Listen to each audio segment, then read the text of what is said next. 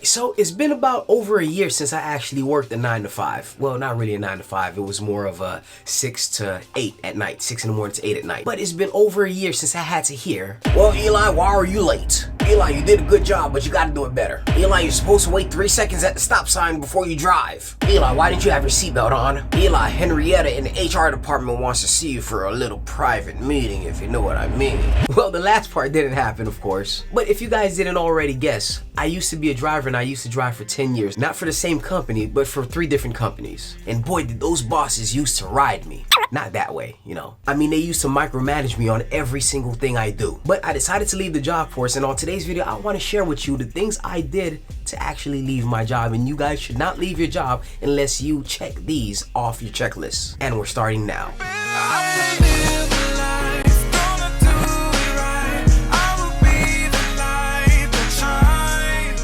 You guys love to talk about personal finance and mindset, and you guys want to help support the Urban Lifestyle channel, start now by subscribing to the channel, hitting that thumbs up, hitting that notification icon so you guys get future notifications of my future video. Comment your thoughts down in the comments below. Let me know, how close are you to actually leaving your job? Comment down below, let me know. Now, the fact that I don't have a job does not mean I don't work. If anything, I work more. But the work that I'm actually putting in not only creates more money for me, it's also work that I enjoy doing and I wouldn't mind doing it for free. Some of it. Now, as some of you guys may know, I'm actually doing Uber, and if you want to know how much money I'm making in Uber, make sure you guys check out my recent video that I released it. But I honestly don't see Uber as a job because I never talk to no upper management, and I clock in and out whenever I want, and it pays great money. Now, needless to say, I don't have to do Uber to survive. We're just fine. But having more money is way better than having less money. Now, back in 2020, something big happened.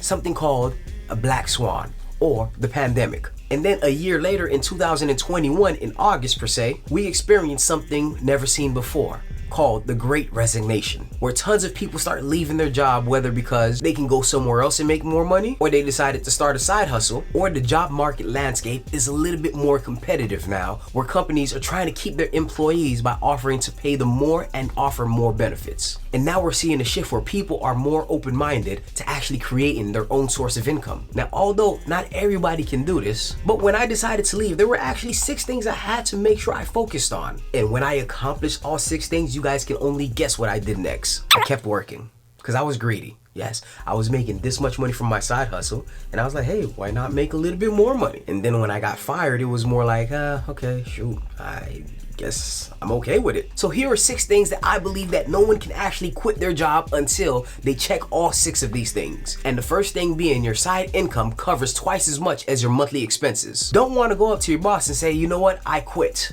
You quit? You must have got another job. Actually, no, I don't. Well, you must be making some money then. Well, actually, no, I'm not. Well, then somebody died and left you some money?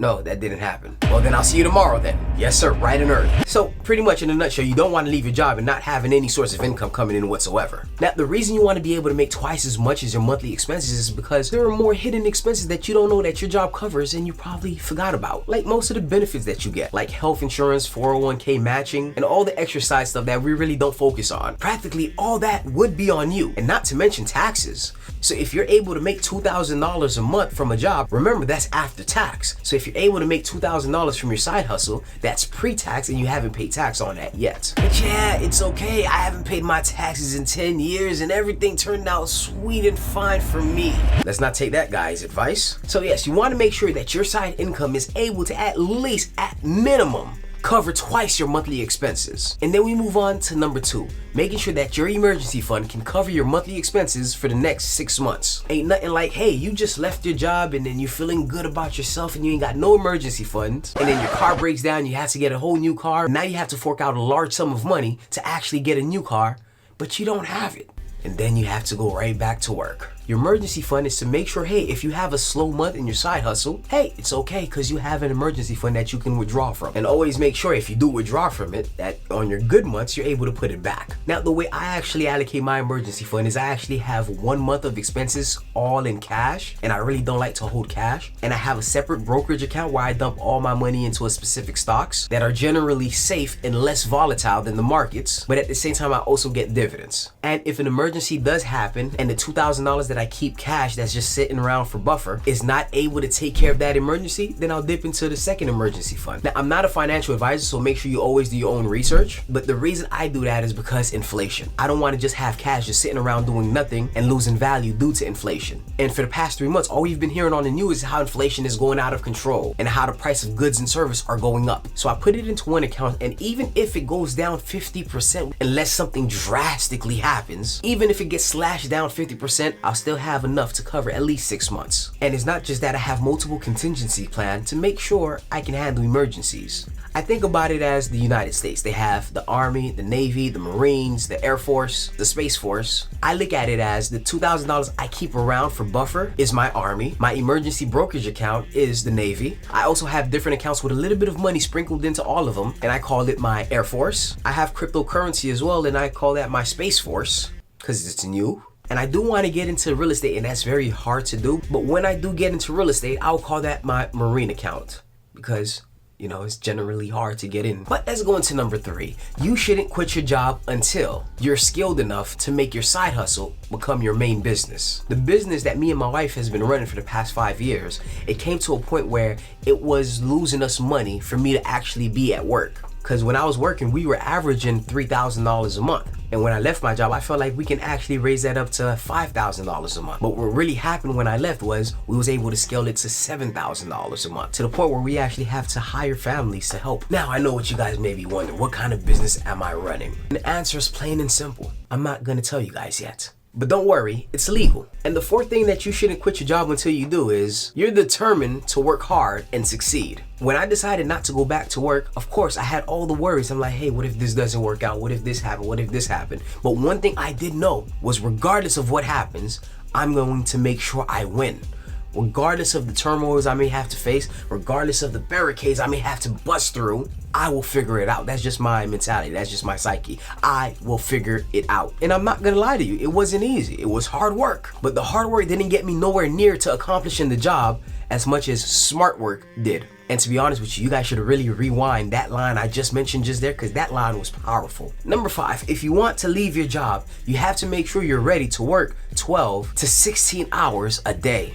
Sometimes with no days off. I mean, come on, I said leave your job. I didn't say go ahead and retire. So don't expect that you're not gonna have to work regardless. I still work. The only thing is I'm my own boss and there's no one micromanaging me to do anything but me. There are times where I have to work all day, 7 days a week with no days off, but it's stuff that I enjoy doing. And last but not least, if you're going to leave your job, you're going to have to stop making excuses. I mean, let's be honest. You can say, it was the pandemic. It was my boss. It's because of my wife. It's because of the government. But in any circumstances, what I say is, it was me, because I wasn't well prepared for this situation. But what I can do is make sure I'm prepared in case it ever happens again. In 2007, when I was launched into the workforce during a recession and nobody was hiring and it was hard to find a job, it was my fault. Because I didn't understand microeconomics. I didn't understand the world. Even though, yes, I was a kid and the school didn't teach me, it wasn't the school's fault. It wasn't my mom's fault. It was me, because instead of playing video games, I should have learned a little bit something about the economy. For goodness sake, I was 18. So when everything bounced back in 2011 and the economy was flourishing again, what was on my mind? Hey, let's take a look at history.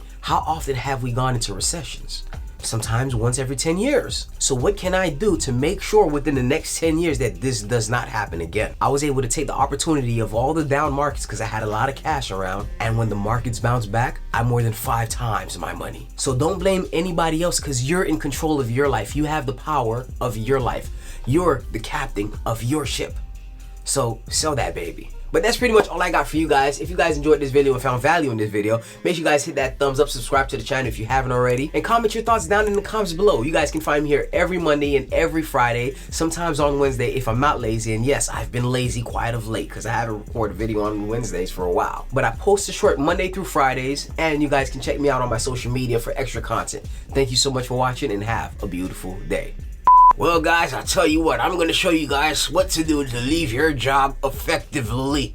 Number 1 is you guys gotta create more income for yourself. I'm sorry, I'm just the kind of guy that likes to wear his heart on his sleeve.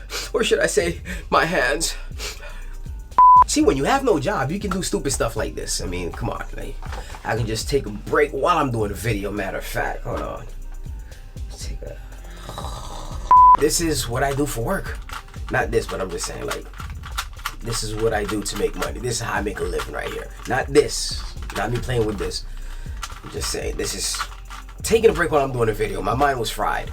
Gotta quit your job. Quit your job. Quit your job.